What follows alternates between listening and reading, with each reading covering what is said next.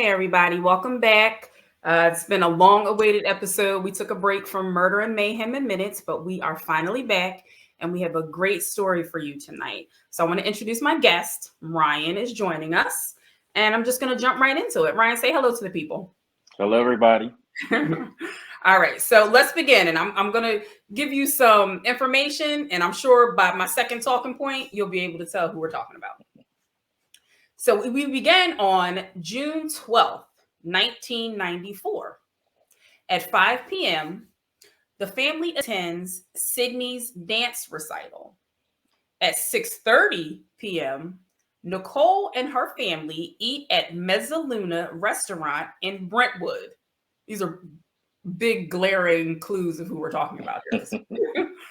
9:36 p.m., OJ and Kato Kalin returned to Rockingham after a trip to McDonald's. 9:37, Judy Brown calls Mezzaluna looking for missing glasses. Approximately 10 p.m., Ron takes envelope containing Judy Brown's glasses to Nicole's house. Approximately 10:15 p.m., neighbors hear Nicole's dog barking. 11:15 p.m., Simpson picked up by limo and drive to LAX. I have a question about that, Ryan. Okay. 11:45 p.m., Simpson flies to Chicago for Hertz golf outing. All right. So in case you guys didn't know, the case we're talking about this week is OJ Simpson and the murder of Nicole Brown Simpson and Ron Goldman. And I brought in a leading expert in all things OJ Simpson, Ryan Caldwell. My favorite topic ever. Of all time. Every time we get together, Ryan talks about OJ. From June 13th, 1994 until today. Ryan, you know what? If you don't mind, can you tell people how it is that you got to be so knowledgeable about this case? Like, what made this case stick in your head so much? So I remember, I think I was in 7th grade when this happened. Okay. And if you remember, that was all that was on TV. I don't think it was Access Hollywood back then, but it was one of those shows. You know, they had Entertainment Tonight and all those at 7 and 7:30. So that was all they talked about was this case all day long. And that whole summer, TV. It was Court TV at the time. Court TV, yup, CNN. But that was all they talked about on TV all day long, all evening long. And I recorded on my VHS every show that I possibly could, including the trial. But then you figure right away, so that was June 12th, 94. So right away, I think July was when his first hearing. So that was when you saw him, you know, you had never seen OJ Simpson look so somber. Yeah. But I mean, it kind of just drug you in from that minute. Right. Drug me in from that minute. I mean, but think about it, it's the first time we've seen a celebrity as big as OJ Simpson was in 1994 be on trial for double homicide. Exactly. So, like the whole nation was riveted to the television. Like I remember watching the trial with my grandmother. You know what I mean? Like crazy. So, all right. So let's get some backstory. One of the things that I mentioned is 11:15. He's picked up by a limo and driven to LAX to go to a trip to Chicago. Yes. So how in the world? I mean, that just seems weird to me that you could kill somebody and then go to the airport. Okay, so wait a minute. So you just want to jump right in? Okay. So, they interviewed the limo driver, who that is the one name that I cannot remember. Oh wow! The limo driver. As soon as we start, they interviewed the limo driver. The limo driver got there early or on time at least. He rang the bell. No response. I mean, he's sitting in the limo at this point waiting, you know, for some sort of response. So there's 2 gates to the house at 360 North Rockingham. So the limo driver was at one gate. Somebody, OJ Simpson, comes in the other gate and he happens to see him out of the corner of his eye going up the driveway. Okay. Eventually, somebody answers, you know, the bell or door, whatever, and I'll be right out or whatever. If I remember that part, that part right there, that's the one thing that I can say is a little foggy. I don't remember too much about that because they don't do too much talking about the limo driver. But long story short, he comes out to the car late. And the reason they were late was because he was probably, the evidence suggests that he was at the crime scene, came home, went up the driveway, went into the house, took a quick shower, came back out, went to the LAX. That's so crazy to me. So do you think he intended to go there, to just scare her? Let's say this. Allegedly. Yes. Because he wasn't found guilty. Yes. Say that part one more time. I'm sorry. I'm saying, like, as we're talking, he was not convicted. He was found not guilty of the murders. So you were saying, do I think that he went there with the intent to hurt her, or do you? No. Okay. Not at all. So what is your theory? So if you look at, from watching multiple documentaries, he basically tortured her. Whether you believe he's innocent or guilty, he tortured her for at least the last 2 years of her life. He showed up everywhere she went. I don't know how he was finding out where she was going. People had to have been telling her. I don't know if he was paying people to tell him. I don't know whether, people were just willingly, starstruck and were telling him where she was going. But he would show up at dinner when she was out. He would show up on the dance floor if she was out dancing with somebody. So he tortured her. I think that what happened that night was he did like he normally does. I think he wanted to see what she was up to. He wanted to see if she was with a man. And, it just kind of, for one reason or another, went to where he went. Right. I don't know if you want to touch on this now. This may be a down the road thing, but, he does tell a story of how, this happened. Okay. All right. So let's agree to start where you think we should start. Do you want to go back to the beginning of their marriage? How did the abuse begin? How did it escalate to this point? Do you know that? Well, I know the first date that they had, he got a little rough because a friend of hers tells a story that when Nicole came home, her dress was like ripped. And this was their first date? This was the first date. There would not have been a second date. Well, think about it. She was a lot younger than him. So, her mind may not have been, okay, I'm just going to get done. I'm done with him. I'm moving on. Sometimes when you're younger, you tend to, I don't want to say tolerate things, but you may not necessarily just run when you should. Yeah. But that's a huge red flag. It is. Yes. Ladies, any ladies watching this, big red flag. Huge. So, yeah. Yes. All right. Yep. So how far apart in age were they? Do you know? I believe he met Nicole when she was 19. Okay. Yeah. He had been married, children, the whole nine, already in his NFL career. Yes. You figure when the murders occurred, he was 46. Oh, okay. 46 or 47. Wow. So he was the age that I am now. That's crazy. And retired and getting an NFL pension. I'm doing something wrong. Yeah, right. I'm doing something so wrong. So how long were they married? Nicole and OJ? Now that I don't remember. Okay. All right.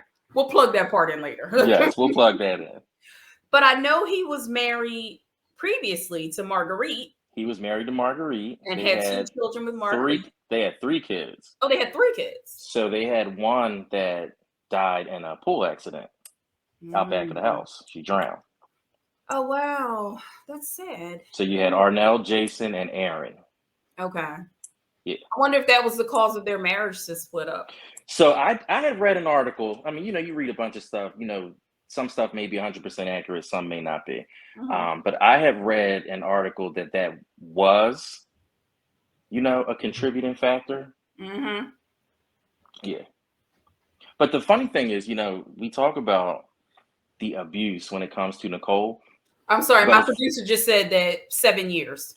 7 years for Nicole and OJ. Mm-hmm. Okay.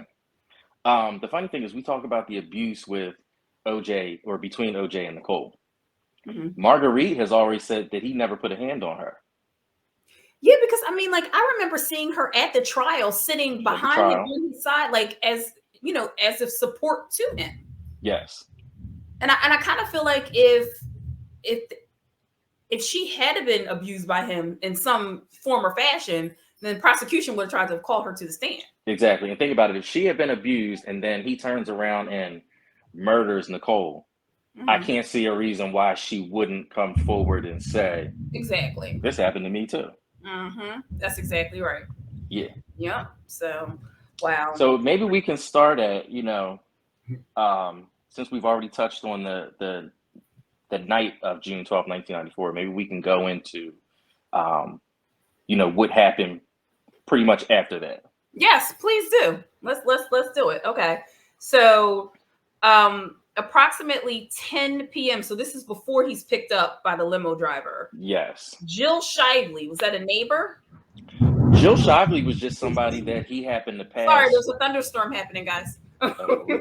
It says Jill Shively sees OJ 2 to 3 blocks from Nicole's house driving in with his headlights off. Yes. So she was Nicole's neighbor. So if I remember correctly, Jill Shively just happened to be driving past him. And he came around the corner. I want to say she said he almost hit her. He had the lights off, but she noticed him. I mean, she recognized him. Okay. From seeing him on TV. Okay. So, but that's a key part of this whole thing, because if Jill Shively can put him in the Bundy Drive area where Nicole's house was, you may hear all the time, 875 South Bundy. Yeah. Which is now 879 South Bundy. Yeah, we got to get into that too. That's for later. But if Jill could say, on the stand that I saw OJ Simpson in, the area of Bundy, right?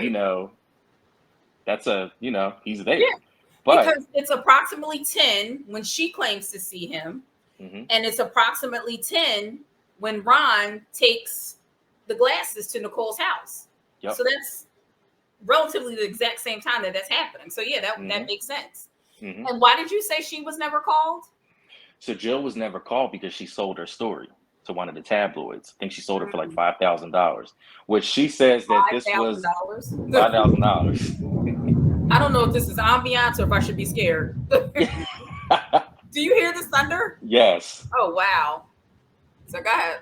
So yeah, so Jill sells her story. So instantly now you can't call her to the stand. Okay. But you figure that would probably be, huge to put her on the stand, and then she puts him in the area of the crime scene. There are so many contributing factors that got him off. Like, it's little things that people don't even consider. Like, absolutely. Like that actually helped him get off. Mm-hmm. So, well, we'll get into like something crazy that really impacted it, which is Mark Furman. But we'll lead into that. Okay. Can you hear me, Ryan? I can hear you. I can hear your background, but I can still hear you. Okay. All right. It's still pretty clear. Okay, good. Because I didn't expect this thunderstorm to pop up. That's why I said I don't know if I should be scared or what, or if it's ambiance. I don't know. Let's talk about, Ryan, because I know you know a lot about the actual, like the attack, the defense wounds and the stab wounds that were on both of the victims. Can we go over that? Can we talk about that for a little bit? Yeah, so obviously, the defense, of course, would never come out and say, well, this is what we think happened at the crime scene, because then you'd be putting your client there. Right. But the prosecution has said, what they believe happened or what the evidence suggests happened at the crime scene. Mm-hmm. And basically, I believe they said, for some reason, Nicole came out the house, whether she thought it was Ron Goldman. Well, she probably was expecting him because she knew somebody was bringing the glasses. Right. But you know what? I also think there could be two things. Either she thought it was Ron Goldman and came out, or OJ had been popping up on her so much, she could have been coming out there saying, is this him back again? Right, exactly. You know what I mean? Mm-hmm. But I'm trying to think how to best describe it. You know, Nicole's house, you had to come into a gate. Okay. A locked gate. Mm-hmm. Once you're in the gate, you're kind of, it's almost like a cage. You know, it's an old school condo. You know, it's a little, you know, 3 gates, you know, blocking you from getting in, and some bushes. To the main house. To the main house, yes. Okay. To like a courtyard almost. Makes sense. Okay, got it. Yeah. So, you know, the prosecution tells a story where they basically feel like Nicole came out of the house to OJ. So they could have gotten into a fight. He could have knocked her out. At some point during this struggle, it's believed that she was knocked out. That makes sense to me, because if they were both killed with a knife, I'm like, there are 2 of y'all. One of y'all should have got away. Yes. So it makes sense. And that's what everybody says. And think about it. Everybody says, well, how would he go in there and kill 2 people? You know, Ron was athletic. He could have got out of that. Right. Well, if Ron happened upon the scene, you know, and you figure you walk in and you're like, what the hell? Right. You know, if Nicole's laying out on the ground and Ron just happens to come up on the scene, you know, he's surprised by OJ, basically, is what they say. Right. Allegedly. The prosecution says he's shocked by OJ. Okay. OJ comes out of nowhere. You know, Ron has, you know, as far as wounds go, I mean, just one of Ron's wounds, I think he got stabbed in the leg, which hit an artery, and they said that would kill him in 1 minute. The femoral artery. Yeah, I guess so. Yeah. But that would kill him. He would bleed out in a minute. Yep. You know, amongst the other ones. But Ron also had poke marks in the side of his face. So it's their belief that OJ was kind of behind Ron and maybe antagonizing him and, you know, poking him in the face. Because they're definitely there. The glove. So with him bleeding out, then he focuses back to Nicole. Yes. So how many stab wounds did she get? Well, first they go into, you know, they had the poke marks in the face. At some point, they believe that maybe Ron was fighting back, and the glove comes off, and that's when OJ gets cut on the left finger. Okay.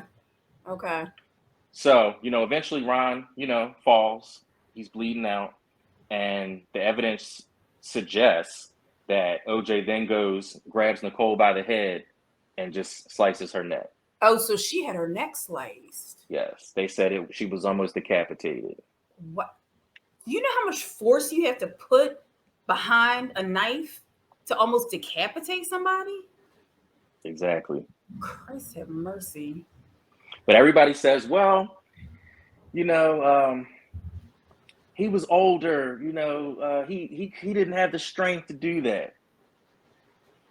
But if you was a 40-something-year-old former athlete. He was in pretty good shape. He was in good shape, yeah. And if you snapped, you know what I mean? Like, it might have been like allegedly out of body. Like, he didn't even realize what he was doing. Like you know how like some people say, I don't remember how it happened. I don't remember. It's possible that he blacked out and had a psychotic break. Which that has been suggested also. So now one of the reasons why I said that you know, I believe that she could have come out the house possibly thinking that it was OJ out there is because a few years before she was living at another house when she first got away from him for good, I believe.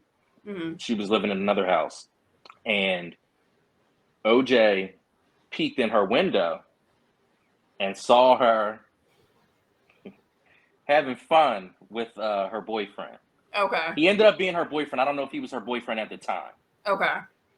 But OJ, you know, saw her in the living room. So he was known for sneaking up on her wherever she was. Yep. There was no privacy. How did he know whoever did this? How did they know that the children weren't home?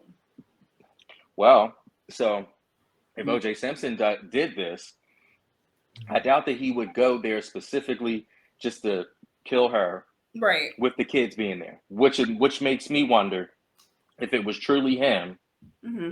This was something that was not premeditated. No, not at all. Well, think about it. You're not coming to a murder scene, ready to kill somebody with a pair of Bruno Mali dress shoes on. Right. Right. So true. Right. Exactly. So, all right. So we were talking about the wool cap and the gloves. The gloves. Yes. So I was saying, I don't think that this was premeditated. No. Okay. However, and it's funny because I never thought about this until we're here talking.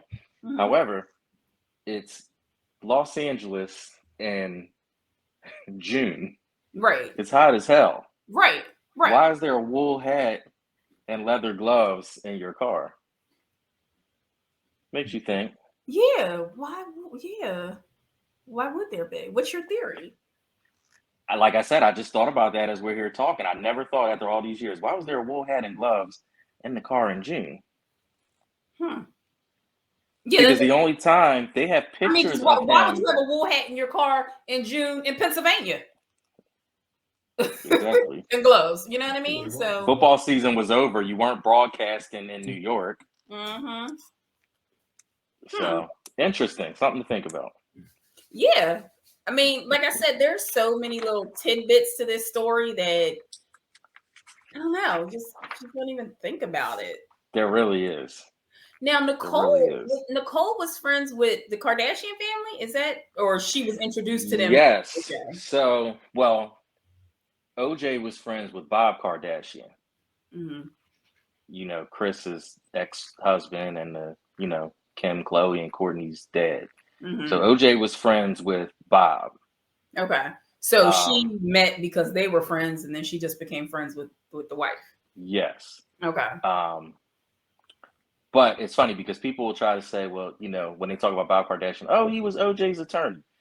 As far as I know, Bob Kardashian wasn't practicing law anymore when this all happened. And he, I don't know what the term would be, reapplied or, renewed or whatever when this all happened.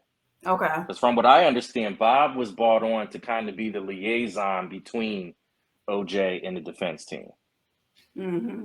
F. Lee at the time was the most famous on that team. F. Lee and Johnny. Okay, right. Johnny Cochran. Yeah. Because F. Lee was brought on because from what I understand, Bob Shapiro. So Shapiro was hired. Well, first of all, I believe, if I remember correctly, there was a guy hired named, it was the guy that was Michael Jackson's with that white hair, that weird hair. You talking about that guy? Howard Weitzman, I believe his name is. I'm not sure. Producer. And I believe Weitzman was hired first when OJ, because Weitzman was with him when he came back from Chicago. Okay. And then Shapiro was hired. But Shapiro was hired and had never tried a murder case. Really? Yeah. So apparently the thing about Shapiro in California is he was known as being the deal maker. He'll get you a deal. Okay. Yeah.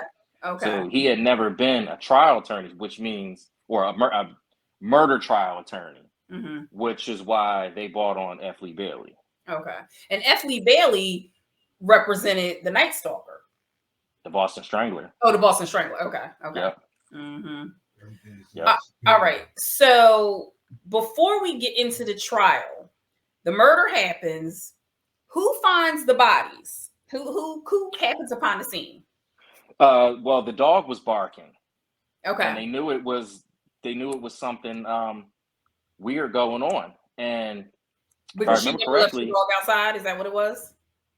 Well, it was they said the way that it was barking. I don't know whether it was like a howl or a wail, but a dog's bark will kind of trigger you to, go and check something out. That's true. And one of the neighbors just happened to come across the scene. Okay. So a neighbor found their bodies. Yes. And called the police. Yep. And that's when the debauchery started. Mm-hmm. So let's talk about that. Okay, was Furman wasn't one of the first ones on the scene, was he? He was not. Okay. But wait a minute. So let me go back. Let me go back to right before that. Okay. So when OJ's informed, they realize that this is OJ Simpson's ex-wife or wife, however they looked at it. And at this point, he's in Chicago. He's in Chicago. Okay. Next of kin is OJ Simpson. Mm-hmm. So they get to OJ. Mm-hmm. I believe they went to. See, I don't want to jump too far, but let's just say they get to OJ. They realize he's in Chicago. They contact OJ Simpson. Mm-hmm.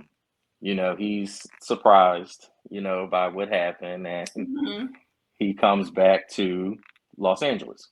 Mm-hmm. That's where you see the infamous, car pull up. He walks up with the white polo up the driveway, and was the Louis Vuitton bag. Is that the scene I'm thinking? I believe so. Yeah, and then Kardashian takes the bag. Mom takes the bag, and the bag disappears. And the bag's never seen again. Mm-hmm. Mm-hmm. What was in the bag? What was it? So then you have a scene where the cops are there, the detectives are there talking to OJ. They take him out back and they handcuff him. Okay. Now that's something I never understood because he wasn't under arrest. Right. But he's handcuffed. He goes to be interviewed by the police. Mm-hmm. And the story that everybody tells is the two detectives who are Phil Van Adder and Tom Lang. They totally bombed the first interview with OJ Simpson. And I watched the documentary. How did that happen? I watched the documentary one time, and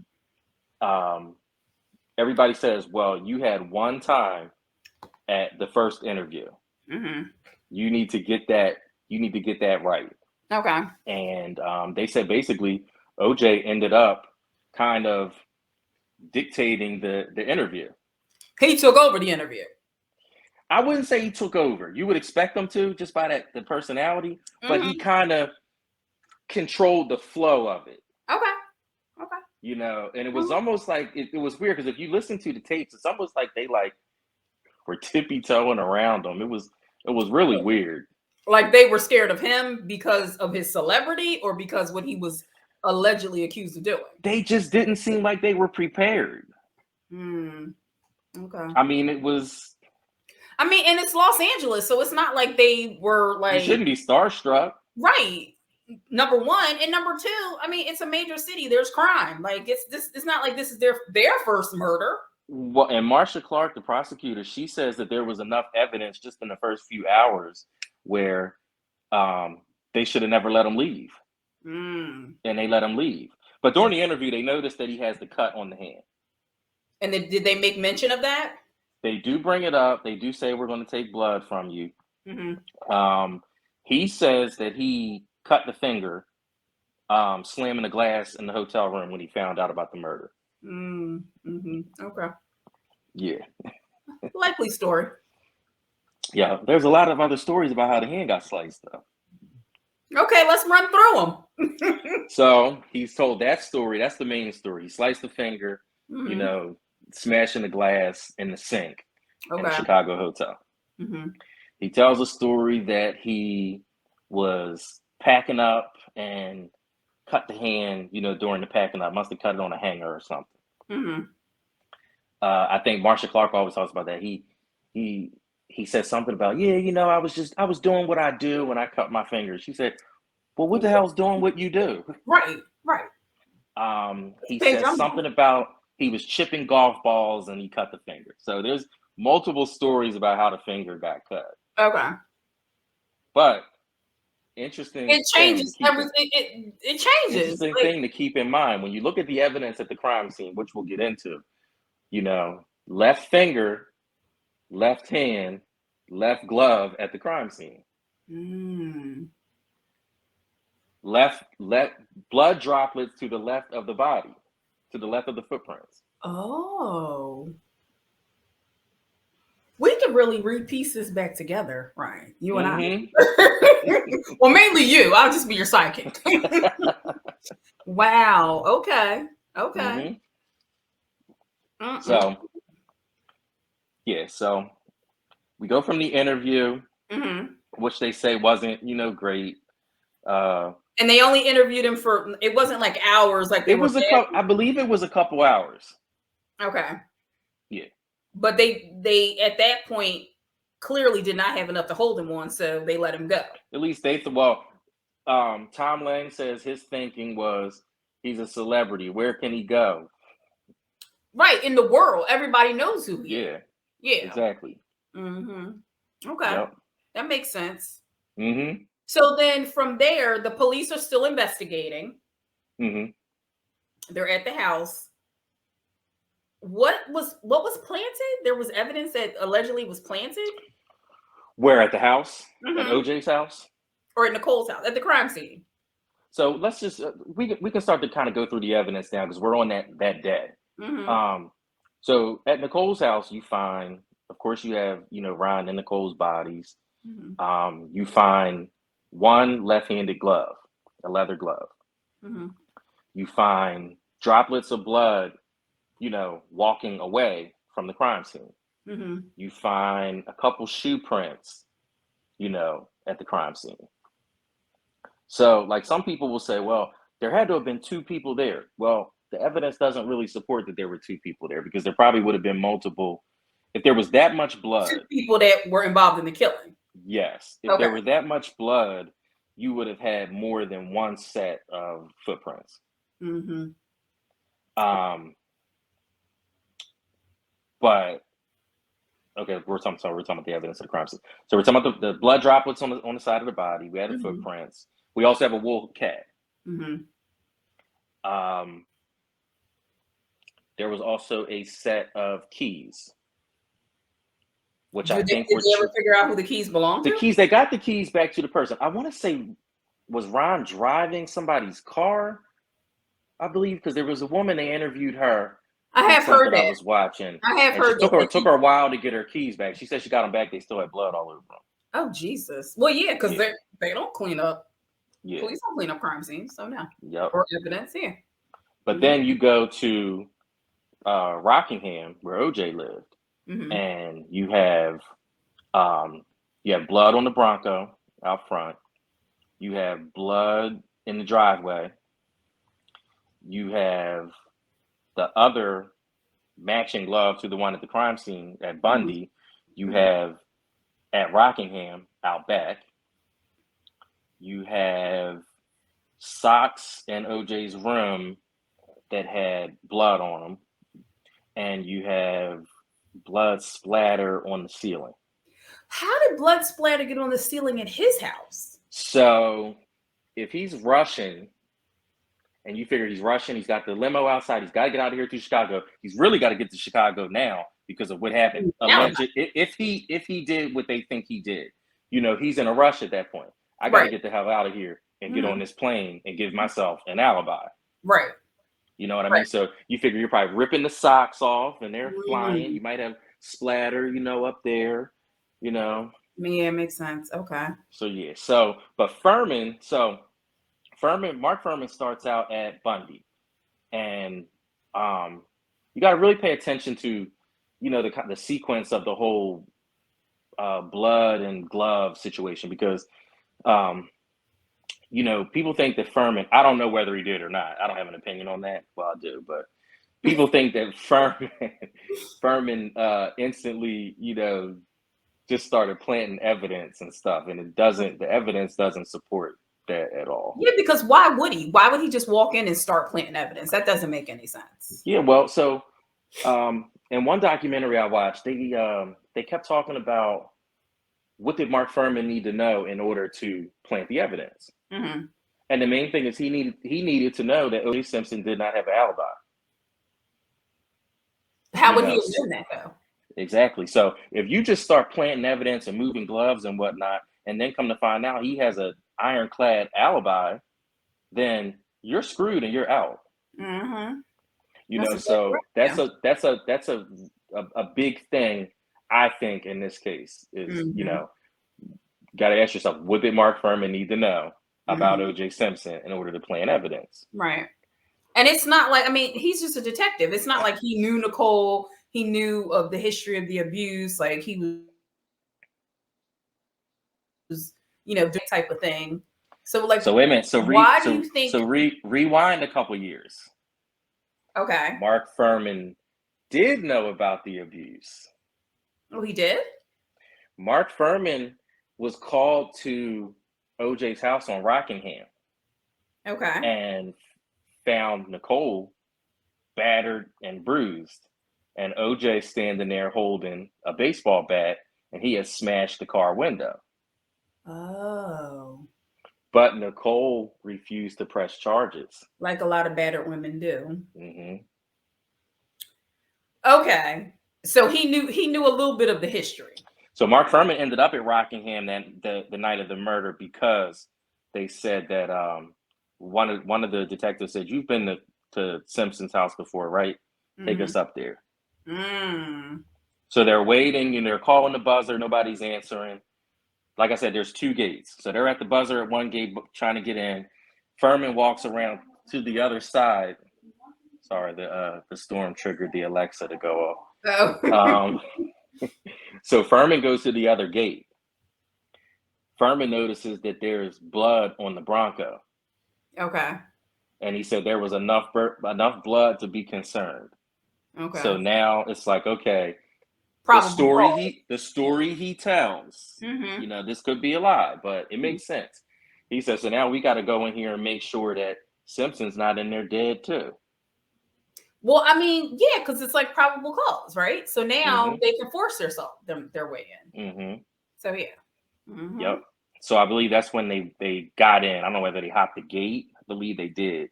They got in, and that's where they talked to Kato Kalin. Oh, that guy. Yes. Another interesting fact: Kato was Nicole's friend who was living on Nicole's couch. And then OJ bought him to live with him. Because he ain't want no other men around. He didn't want them there. That's what that was all about. So OJ had the main house, then he had these, they call it a bungalow. It looked like, little apartments or whatever on the side. They found the bloody glove behind the bungalow. Okay. And Kato says that, OJ's in Chicago, whatever. So they start questioning him. Heard anything weird? He said, well, I thought there was a hurricane, not a hurricane, an earthquake, because I heard banging in the out back of the house.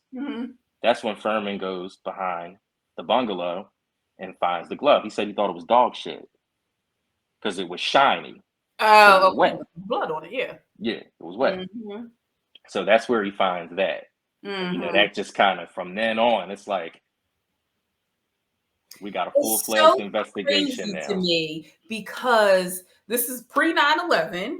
So, and I know that like if you're not a criminal, you don't think to clean up, right? You don't think to discard evidence, right? But why wouldn't he just put everything in a bag and just take it with him and dispose of it in Chicago? Well, to me, that goes to show you that it wasn't premeditated. Right, because he didn't know what to do. He knew I need to get my ass on that plane. Yeah. As fast as possible. What did you say? Wasn't his glove. Producer Goose said it wasn't his glove. It wasn't whose glove? He said it wasn't OJ's glove. He was like, it didn't fit. Oh, it wasn't? Well, they sure found the receipt that Nicole purchased those gloves. We didn't even get to that part, Producer Goose. So go ahead, Brian. Okay, so where were we at? I'm sorry. We're talking about so Fuhrman got the glove. He saw it. He thought it was dog poo. Yes. Did they then make their way into the house? At that point, they were in. Okay, because they were like, we could be here hurt too. Yeah. So that's where they find the rest of the sock and. So of course they had to get a search warrant and all that. Once they realized their glove was back there. Okay, we gotta get in there. Yeah. Okay. So where does this evidence planting rumor come from? Well, so let me start out by saying this. For years, I was like OJ Simpson did not commit these murders at all. Like there was nothing you could. I never thought he did it. there was nothing you could tell me right. that would make me believe he did not do this. Or that nothing you could do to make me think he did do it. I'm sorry. Right. The evidence planning. So this is the thing. So the evidence at Bundy, you figure they're collecting that while he's in Chicago. So, you know, people are under the impression that OJ gave blood and then the detectives just took it and sprinkled the blood all over the crime scene. Right. Okay. Where to me, that's impossible because they were collecting blood while he was in Chicago. Well, yeah, that's true. That's true. You know, they say that Furman took the glove from Bundy to Rockingham and threw it behind the house. But so he took it from Nicole's house to OJ. To OJ's house. But that kind of doesn't make sense to me because there was the blood that was on the Jeep, and then there was bloody stuff in the house. But even doing that, the main question comes in. What does Mark Furman need to know about OJ Simpson to be able to plant that glove? Is this a rhetorical question, or do you want me to give you an answer? Because I don't know. No. It's just, like I said, that's my answer to the glove that Mark Okay. Plant the glove. You know, right. Because if he plants the glove and OJ Simpson ends up with an ironclad alibi, yeah, Mark Furman is screwed. Totally.